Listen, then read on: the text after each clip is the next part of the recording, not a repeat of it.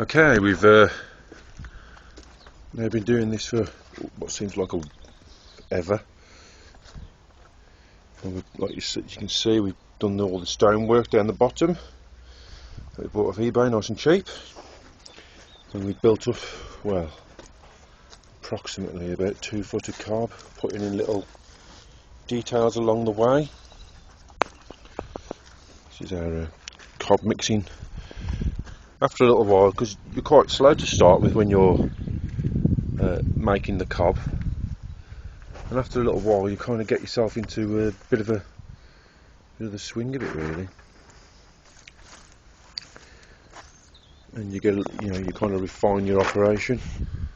We've got a temporary door frame that we've put in. That was going to be some double doors there, and we've also used some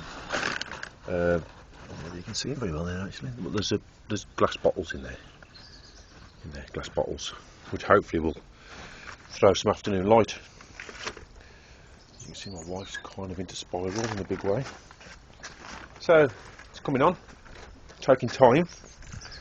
My wife wanted it done for September, but she never mentioned what year, but it definitely ain't going to be this one. But yeah, we're persevering with it. We've been putting some reed bar in along the way, just to give it a little bit of extra strength, and I've also used, well, any kind of bits of metal that I can find, uni-strut and whatever, to give it a little bit of strength.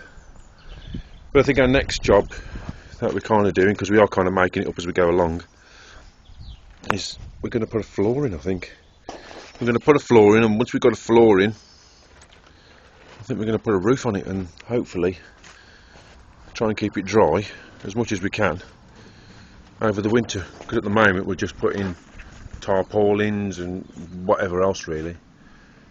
She normally puts